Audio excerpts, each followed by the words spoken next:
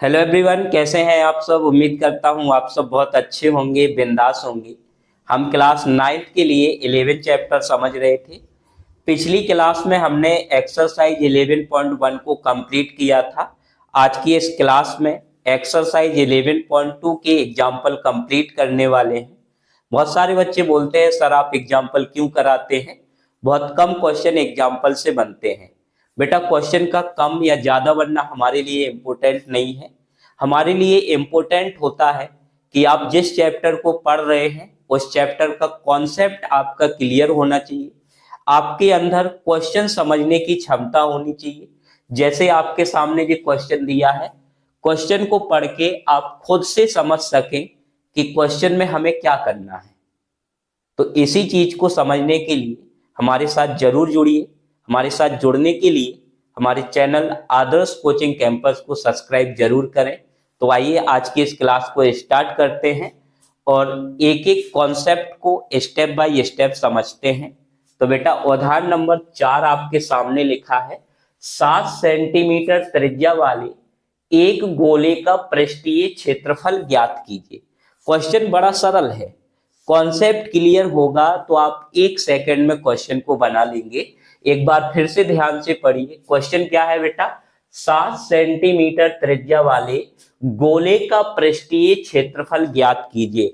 हमें क्या ज्ञात करना है बेटा, हमें गोले का पृष्ठीय क्षेत्रफल ज्ञात करना है। अब यदि आप क्वेश्चन समझ रहे होंगे, यदि आपके अंदर क्वेश्चन समझने की क्षमता होगी तो आप क्वेश्चन को एक बार पढ़ने से ही समझ जाएंगे कि बेटा हमें गोले का पृष्ठीय क्षेत्रफल ज्ञात करना है। जब हमें गोले का पृष्ठीय क्षेत्रफल ज्ञात करना है तो आपके दिमाग में ऑटोमेटिक जो गोले का पृष्ठीय क्षेत्रफल होगा वो दौड़ने लगेगा। हम जानते हैं कि गोले का जो पृष्ठीय क्षेत्रफल होता है वो पाई आर स्क्वायर होता है। अब बेटा पाई आर स्क्वायर सॉल्व करने के लिए हमें किन किन मानों की आवश्यकता है, तो पाई पाई की वैल्यू हम सब लोग अपने मन से रखते हैं। हमें पता है कि अगर क्वेश्चन में पाई की वैल्यू नहीं दी गई है तो हम 22/7 रखते हैं।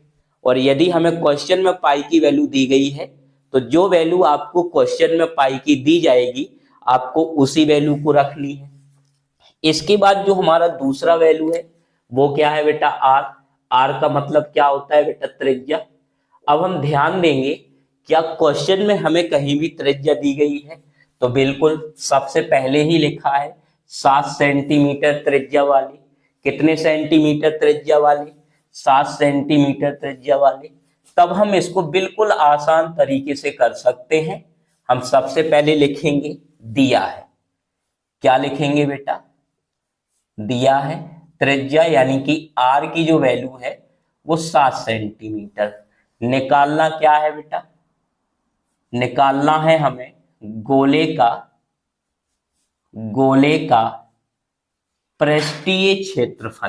क्या निकालना है बेटा, पृष्ठीय क्षेत्रफल, जिसका फॉर्मूला क्या होता है, 4 पाई आर स्क्वायर। अच्छा, बहुत सारे बच्चे ऐसे होते हैं जो गोला और वृत्त के बीच में अंतर नहीं कर पाते, वो समझ ही नहीं पाते हैं कि गोला क्या है और वृत्त क्या है। तो सबसे बड़ी समस्या हो गई। अब आपको यहाँ पे गोला और वृत्त दोनों के बीच में डिफरेंस करना पड़ेगा कि बेटा गोला क्या होता है और वृत्त क्या होता है। तो सबसे पहला डिफरेंस जो गोला है वो बेटा 3D यानी कि त्रिविमीय आकृति है। वृत्त जो है वो 2D यानी कि 2 डायमेंशनल फिगर है, यानी कि द्विविमीय आकृति है।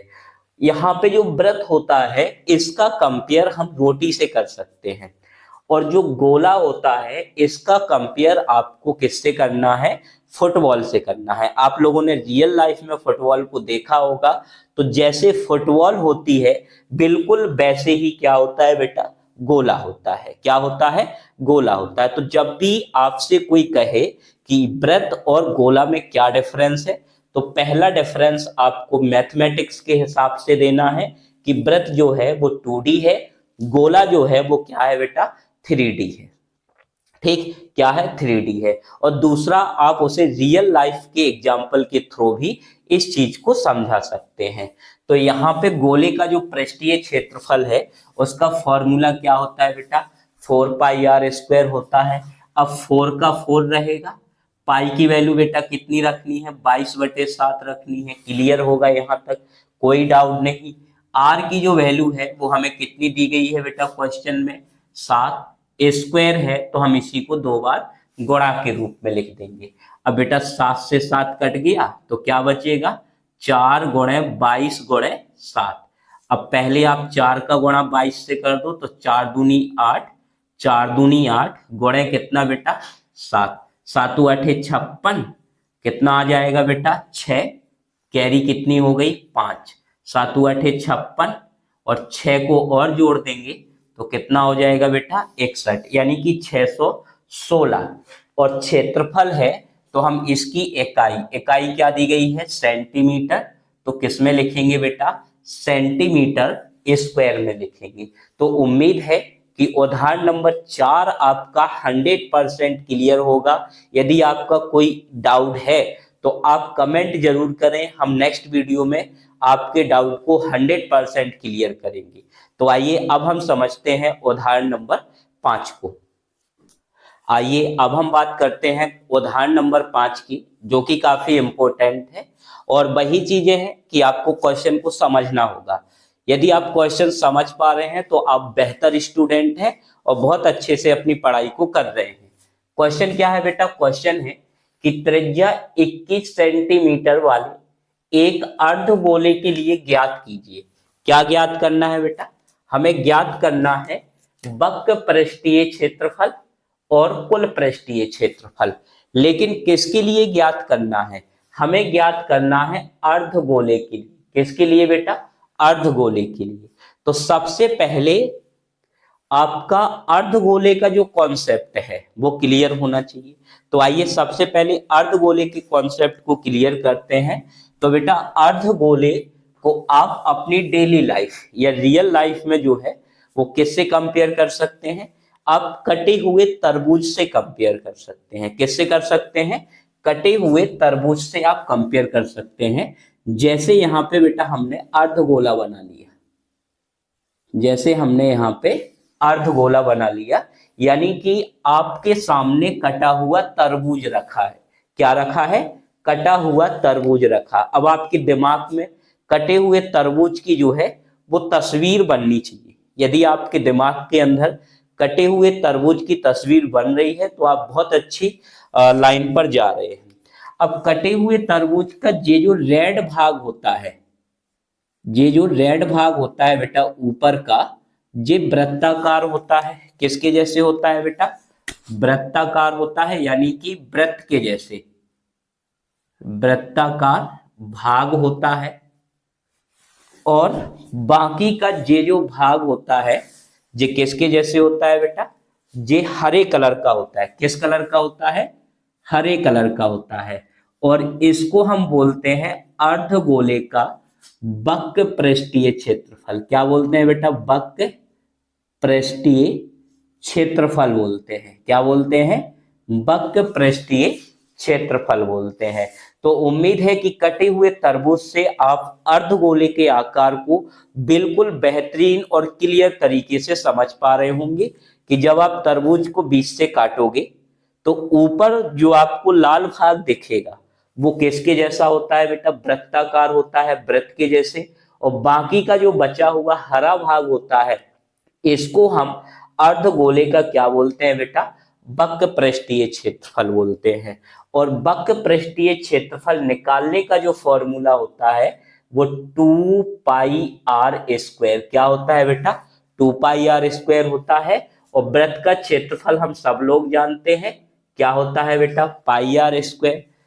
और जब हम वक्र पृष्ठ और इस वृत्ताकार भाग के क्षेत्रफल को मिला देंगे तो उसको बोलते हैं कुल पृष्ठीय क्षेत्रफल।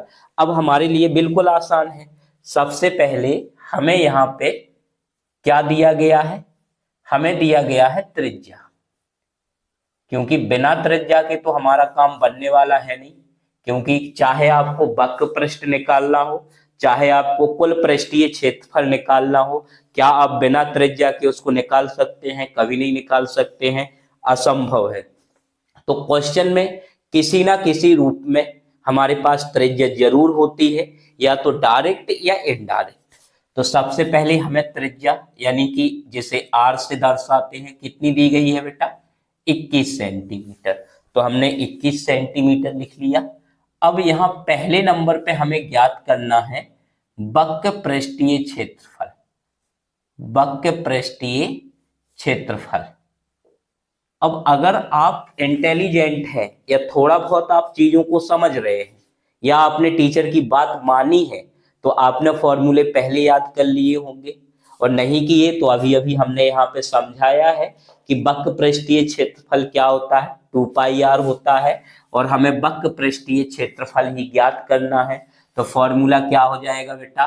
2πr²। अब आप वैल्यू पुट कर दीजिए। तो 2 का मान कितना रखेंगे? 2। पाई का जो मान है वो कितना रखेंगे? 22/7। क्लियर होगा? आपको डाउट नहीं होना चाहिए कि हमने 22/7 वैल्यू पाई की क्यों रखी, 3.14 वैल्यू क्यों नहीं रखी। तो हमने समझाया था कि यदि क्वेश्चन में आपके पास पाई की वैल्यू है तो जो वैल्यू आपको दी गई है आपको वो वैल्यू रखनी है। यदि आपके पास कोई वैल्यू नहीं है तो हमेशा आपको पाई की वैल्यू जो है वो 22/7 रखनी है। इसके बाद आर का जो वैल्यू है वो कितना है बेटा? 21। 2 बार लिखेंगे क्योंकि स्क्वायर लगा है, तो 21 गुणे कितना हो जाएगा? 21। 7 से हम काट देंगे तो 7 तिया 21। कितना बचा बेटा? 2 गुणे 22 गुणे 21 गुणे 3। अब गुणा कर लो तो 3 दूनी कितना हो गया? 6, और 6 दूनी 12, कैरी 1, 6 दूनी 12 और एक। अच्छा एक काम करें, इसको थोड़ा सरल तरीके से करते हैं। तो पहली बड़ी संख्या से करना स्टार्ट करो। तो सबसे पहले हम 3 का गुणा करेंगे 21 के साथ, तो 2 गुणे 22, और इसका गुणा करेंगे तो 3 एकम 3 और 3 दूनी कितना? 6। अब आप 22 का गुणा कर दो तो ये हो गया 44 गुणे 63। अब हमें क्या करना है बेटा? 63 गुणे 44। हम चाहें तो डायरेक्ट लिख सकते हैं, लेकिन हम डायरेक्ट इसलिए नहीं लिखते हैं ताकि आपको हर एक चीज को समझना है। और बेटा हमारी आपसे हाथ जोड़ के रिक्वेस्ट है कि आप जब तक वीडियो को देखो, जब तक क्या आपको लास्ट तक वीडियो को देखना है, लास्ट तक जब भी आप वीडियो को देखो तो आपका फोकस पूरी तरीके से व्हाइट बोर्ड पर होना चाहिए। जो हम चीजें समझा रहे हैं वो हर चीज आपको ध्यान से समझनी है। अब इसका गुणा करेंगे बेटा तो 4 तिहाई 12, ठीक, कैरी 1, 6 चौके 24 और 1 25, द्वारा करेंगे तो 2 5 और 2, तो ये 2 7 7 2, यानी कि कितना आ गया बेटा? 27 72, और सेंटीमीटर में है तो सेंटीमीटर स्क्वायर। क्या आ गया? Centimetre square. तो ये तो हमारा पहला क्वेश्चन हो गया। अब दूसरे नंबर पे हमें क्या ज्ञात करना है? कुल पृष्ठीय क्षेत्रफल ज्ञात करना है। तो ध्यान से समझिएगा। अब यहाँ पे आप हमें जरूर कमेंट करके बताएं कि कुल पृष्ठीय क्षेत्रफल का फॉर्मूला क्या होगा बेटा? कुल पृष्ठीय क्षेत्रफल अर्धगोले का क्षेत्रफल बराबर, जल्दी से कमेंट करके आप बताइए कि अर्धगोले का कुल पृष्ठीय क्षेत्रफल क्या होगा? क्षेत्रफल होगा 3πr²। तो बेटा 3 का 3 हो जाएगा, पाई की वैल्यू 22/7, और यहाँ पे 21 गुणे 21। तो यहाँ पे 7 से हमने काट दिया तो 3 बार, तो यहाँ पे तीतर का कितना हो गया बेटा? 9 गुणे 22 गुणे 21, और इसका करेंगे तो 9 दूनी 18, कैरी 1, 9 दूनी 18 और 1 कितना बेटा? 19 गुणे 21। अब आप इसका भी गुणा कर लीजिए, किसका? 198 गुणे 21। एक का करेंगे तो 198, क्रॉस लगाया, 8 दूनी 16, कैरी 1, 9 दूनी 18, 1 19 और 2 एकम 2 और 1 3, तो 8। ये जोड़ेंगे तो यहाँ पे आ जाएगा बेटा 5, 9 10, 1 11 और 4, यानी कि 41 58। कितना आ जाएगा बेटा? 41 सेंटीमीटर स्क्वायर। तो आपका जो सेकंड क्वेश्चन है वो भी बिल्कुल क्लियर होगा। यदि कोई डाउट है तो आप कमेंट बॉक्स में कमेंट कर सकते हैं। हम बार बार चीजों को बोलते हैं क्योंकि कई बच्चे क्या होते हैं कि ऑफलाइन क्लास में बिल्कुल पीछे शांत बैठ जाएंगे, केवल टीचर की चीजों को सुनेंगे, अपने मन से क्वेश्चन पूछने की उसके अंदर क्षमता नहीं होती है। यही सबसे बड़ी गलती होती है।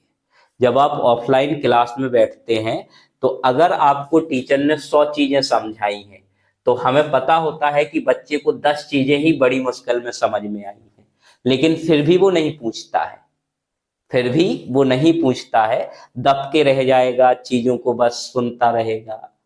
तो वो सब आपको कहीं ना कहीं नुकसान देगा। तो आइए अब हम बात करते हैं उदाहरण नंबर जो है वो 5th हो गया अपना, उदाहरण नंबर 6 की। आइए अब हम बात करते हैं उदाहरण नंबर 6 की। अभी तक हमने छोटे छोटे क्वेश्चन पढ़े हैं। डायरेक्ट क्वेश्चन में हमें कुछ ना कुछ दिया गया था और कुछ ना कुछ हमें ज्ञात करना था, तो क्वेश्चन आसान थे। लेकिन अब क्वेश्चन का साइज भी बढ़ गया है, क्वेश्चन के कॉन्सेप्ट भी बढ़ेंगे, क्वेश्चन थोड़ा घुमा के दिया गया है। तो आइए सबसे पहले क्वेश्चन समझते हैं क्या है। क्वेश्चन है सर्कस का एक मोटरसाइकिल सवार जैसे खोखले गोले के अंदर। अब हमारे पास सबसे पहला कॉन्सेप्ट क्या आ गया कि आपको पता होना चाहिए कि खोखला गोला क्या होता है। क्या आप खोखला गोला जानते हैं या नहीं जानते हैं? आप कमेंट करके जरूर बताएं। खोखले गोले के अंदर अपने कर्तव्य, कर्तव्य का मतलब है खेल, कर्तव्य दिखाता है। उसका व्यास 7 सेंटीमीटर है। जिस गोले के अंदर वो अपने कर्तव्य को दिखाता है यानी अपने खेल को दिखाता है, उसका व्यास दिया गया है बेटा 7 सेंटीमीटर। कितना दिया गया है? 7 सेंटीमीटर। मोटरसाइकिल सवार के पास यह कर्तव्य यानी कि खेल दिखाने के लिए कितना क्षेत्रफल उपलब्ध है। यानी एक सर्कस का कलाकार है जिसे खोखले गोले के अंदर क्या करना है? अपना कर्तव्य दिखाना है। अब बेटा खोखला गोले का मतलब होता है कि ऐसा गोला जो अंदर से खाली हो। अंदर से कैसा होगा बेटा? खाली होगा। ठोस गोले का मतलब होता है अंदर से भरा होगा। जैसे आपने, यदि हम खोखले गोले का डेली लाइफ एग्जांपल की बात करें तो फुटबॉल, फुटबॉल आपने समझी होगी, देखी होगी कि अंदर फुटबॉल क्या होती है? खाली होती है, ऊपर से कवर लगा रहता है। यहीं पे अगर आपको ठोस गोले की बात करें तो ठोस गोले का मतलब होता है आप लकड़ी का कोई भी गोलाकार वस्तु देख सकते हैं या आप लोहे की वस्तु देख सकते हैं जो अंदर तक भरी हो, अंदर से खाली ना हो, उसको हम क्या बोलते हैं? ठोस गोला। लेकिन यहाँ पे खोखले गोले की बात कर रहा है यानी कि अंदर से क्या है? खाली है। और जितना एरिया अंदर से खाली है उतने एरिया में क्या करना है? सर्कस के कलाकार को कर्तव्य दिखाना है। क्या करना है? कर्तव्य दिखाना है यानी कि गेम दिखाना है, जिसका व्यास हमें दिया गया है 7 सेंटीमीटर। यानी इसका जो व्यास है बेटा, इसका जो व्यास है वो कितना दिया गया है बेटा? 7 सेंटीमीटर। कितना दिया गया है? 7 सेंटीमीटर व्यास दिया गया है। कितना व्यास दिया गया है बेटा? 7 सेंटीमीटर।